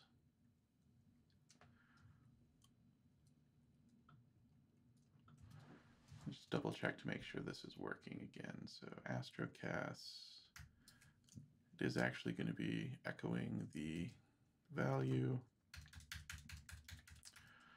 ngrok has 4 get requests. So we're going to do one more here. So this was streams, users. All right, so ngrok did get 1, and tail is showing 1. Twitch verify. ngrok shows 200 OK, so it did get an additional value. Hoping this means that it actually did this correctly this time. So hub_topic.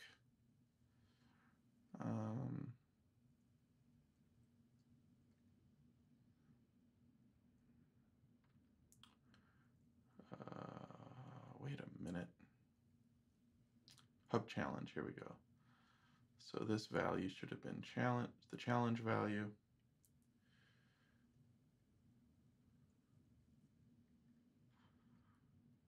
All right.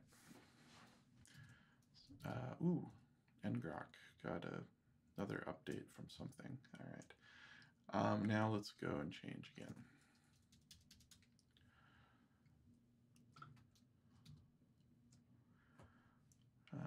Come on, post request. No. All right, well, something's still not working. But hopefully this means we're closer. Wonder if, let's double check what it says. So response. Wonder if it has to be a special code. I think 200 is probably okay. Description verify. Should just be the challenge. Let's try changing something more substantial. Web development.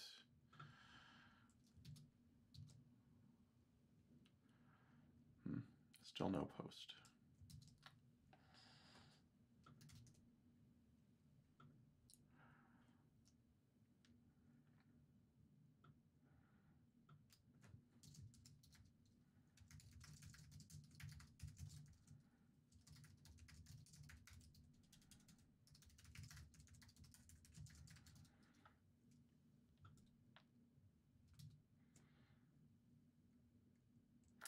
Yeah, I'd think that if this were going to work, it would be giving me some post requests, but I'm not getting them.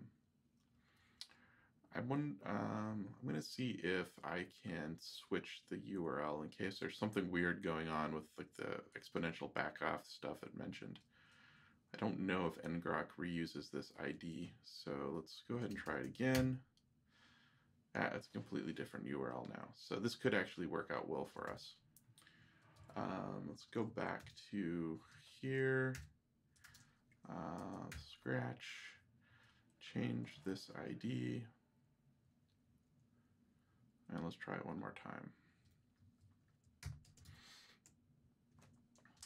Tail's running, ngrok's running. There we go. All right, so we get 200 the first time. In theory, it's passing back the right information.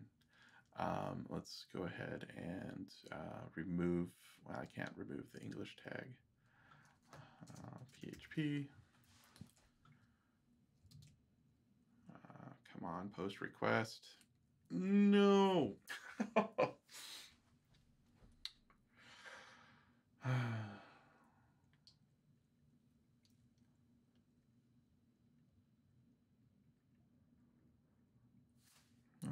still got something else. That was Twitch verify. Oh.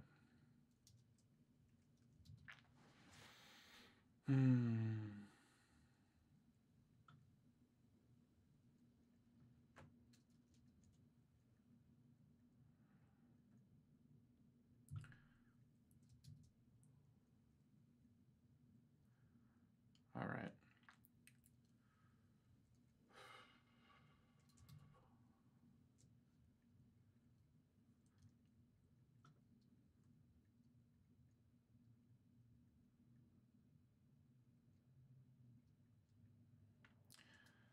So from everything that I'm seeing here, this should be working.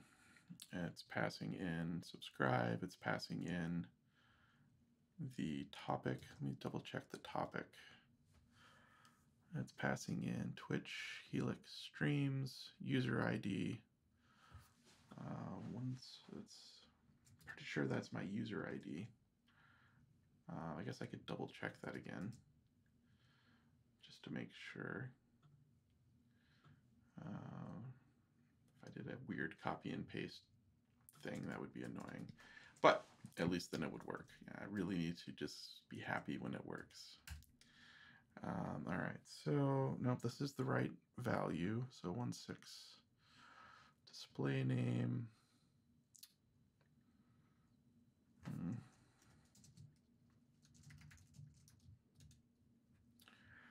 All right, so login, description, ID. So that ID should be what I need. View count, offline image. Let's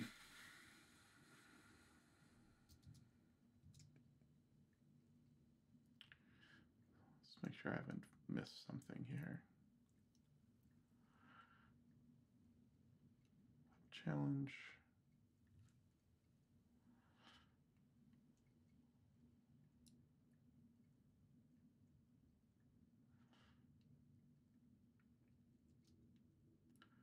Hub mode subscribe. Am I getting that?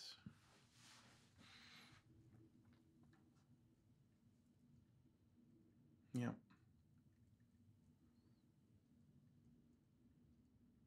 And I know if I pass the wrong or a different user, it does something weird.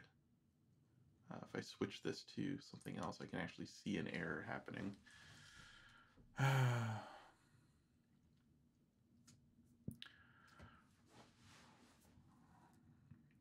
Rate limits. Can't possibly be hitting rate limits.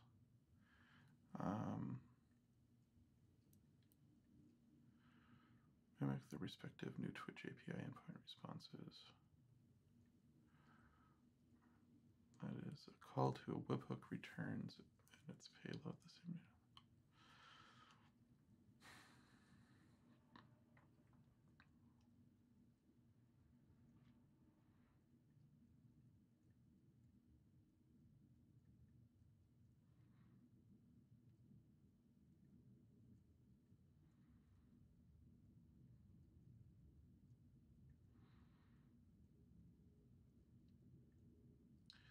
Stream title changes or the game changes. I wonder if I can change the game. I don't really want to do that because that's wrong. Let's see. Stream information.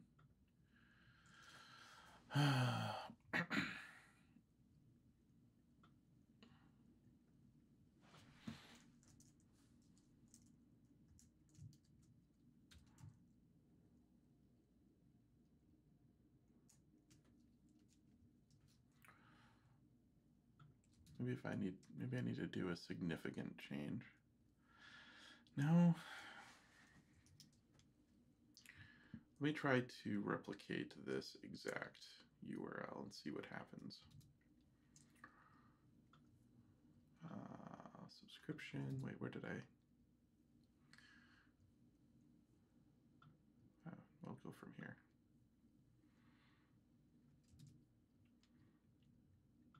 I don't know if that's actually a correct way to do it, but we'll see.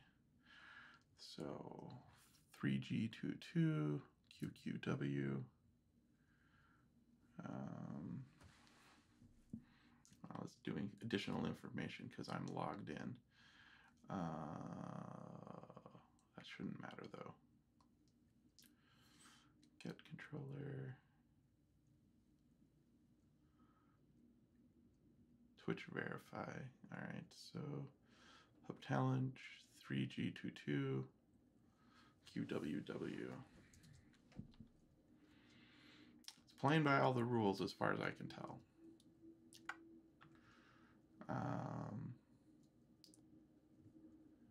User changed. Extensions analytics.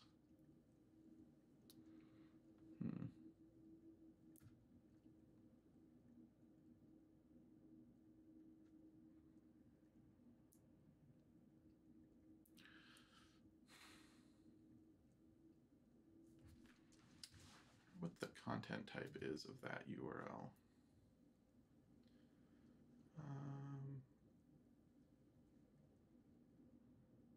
I guess it shouldn't, I don't think that should matter either.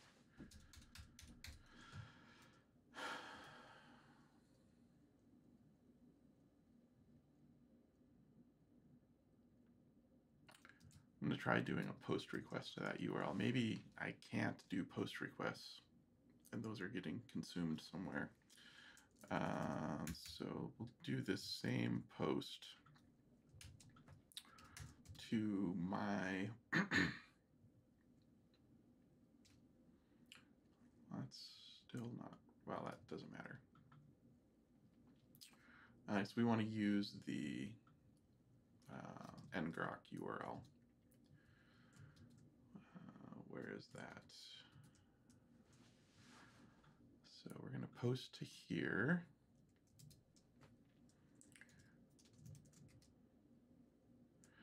And we're going to do Twitch subscription. So hub topic. Yeah, this should work in theory. And if this works, what I'm expecting to see is the actual message show up on ngrok as a post request and seeing the information dumped here in the log, so the actual raw body. ngrok does see post requests, so those are actually going through, and we're seeing app notice JSON. All right, so it didn't actually show the body. Why wouldn't it do that? Notice get get content type. There we go. So the content type then was JSON, which I guess makes sense. So get content. Let's try it again.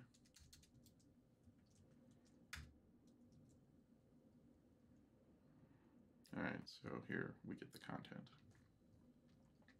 So this should be working. If we were actually getting post requests from Twitch correctly, this would be working. I'm not sure how to figure out why we aren't. Twitch webhook not receiving. Sub accepted but not receiving events. Let's see. We've been attempting to post. If you see the request, I don't see any.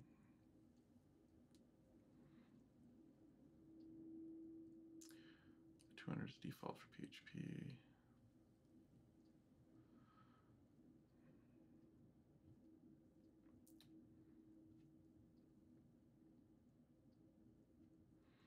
Yeah, this is just not working for other reasons. Good vars, glad we have helped. Session echoing, so it's turns out there was an extra space new line at the end of the echo. Huh. I suppose I could look at the webhook example. Were there webhook examples?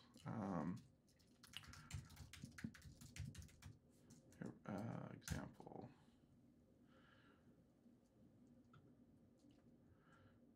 I thought there was something somewhere.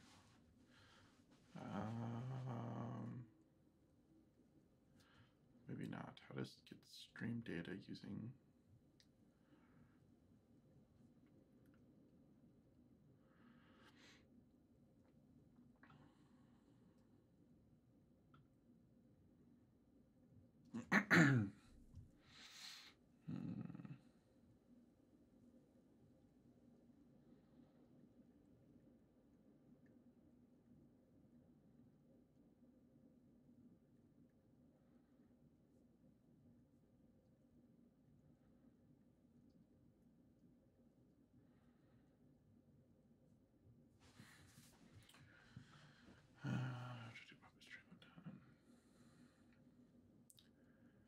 Then what should I do? All right, so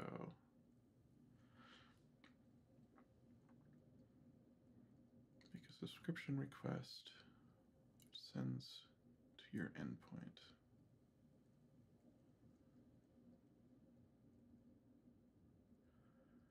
Echo get challenge. Then Twitch will send you the events when they happen. All right, so it's not happening. Is there any other response from Twitch? Like how you would load a website.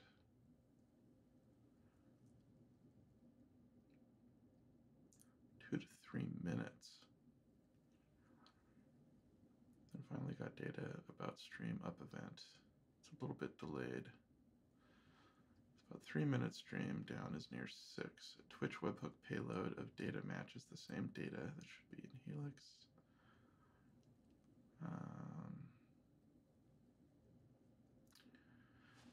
I guess it's just, it could just be delayed. Probably the best way to test that would be to temporarily turn the Twitch stream off, which I guess I can do.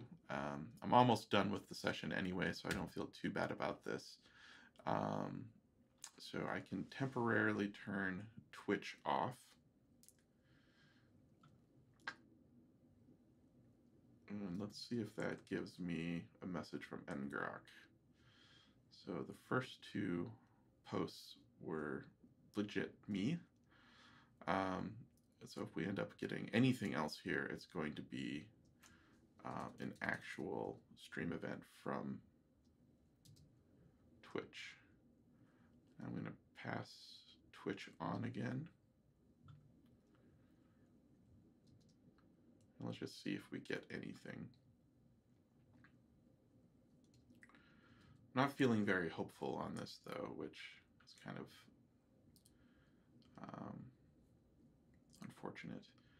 I wonder if it needs to, there might be something else here. Hearing something about new lines makes me wonder if this actually needs to be like actually echoing the value out.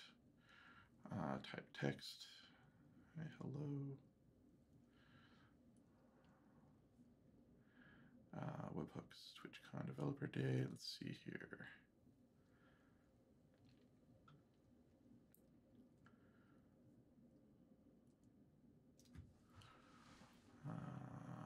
Response.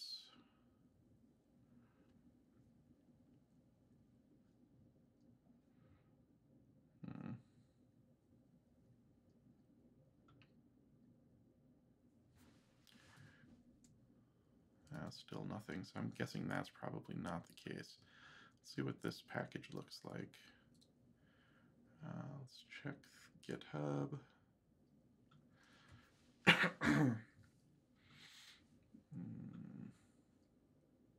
This is what we looked at already. Source, errors index, listen. What is it? Hub.challenge.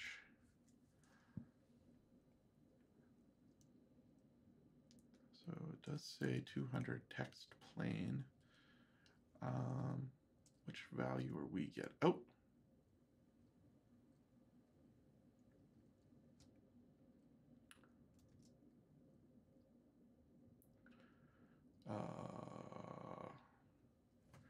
I think this was a legit message.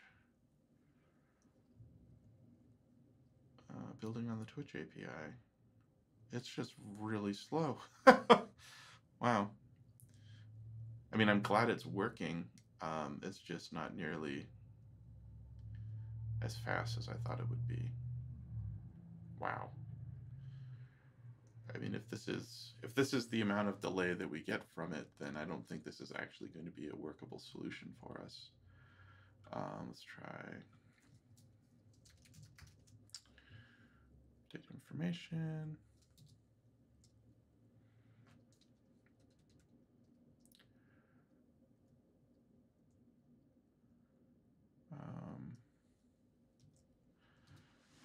Let's see here.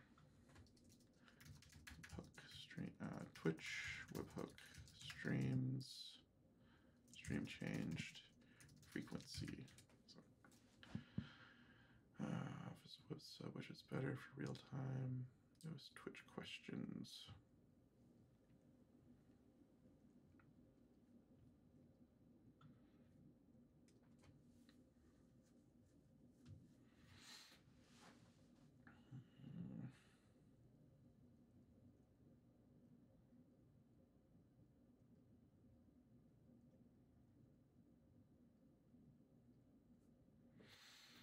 Twitch webhook.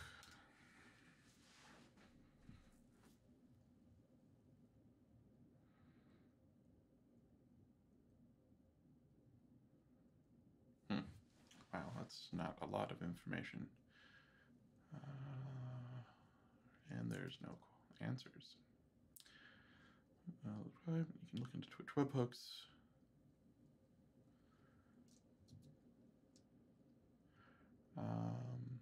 It's possible this was only triggered by me shutting the stream down. In which case I would have assumed that I would have gotten a down message, but I didn't. So let me try it one more time. So if you're watching on Twitch, my bad. Shutting this down. And let's wait a second here.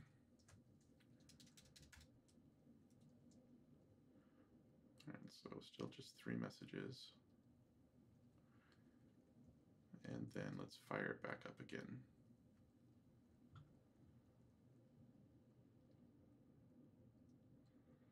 All right, so sending data to Twitch. It's back online.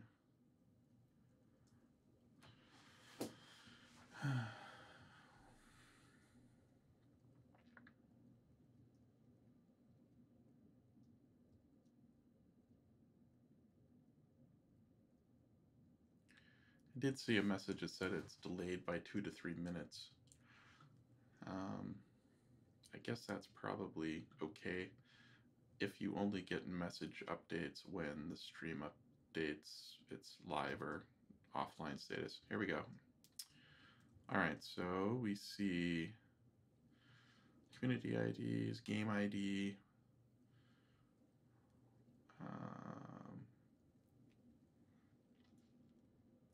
building on the Twitch API and PHP. Yeah, it looks like it's working, but it might only work. It's not an instantaneous thing, which is what I assumed was going to be the case, which is not pleasant, but also, I guess, kind of what I would have expected based on everything else we've seen. It's just a big waste of time for it not telling us that was going to be the case. So I think I'm going to call it for tonight. We did do quite a bit of stuff that we weren't planning on doing, which is good. We've made some decent progress on a number of things, so we're subscribing correctly. We still aren't sure if it's doing the right thing, but so I think I'm happy with this for now. So I'm going to have to think on how I want to proceed before the next session. The next session is going to be Thursday night from 8 to 10 U.S. Central Time. And then there's also going to be a couple of episodes of that podcast between now and then. So thanks for joining tonight, and talk to you soon.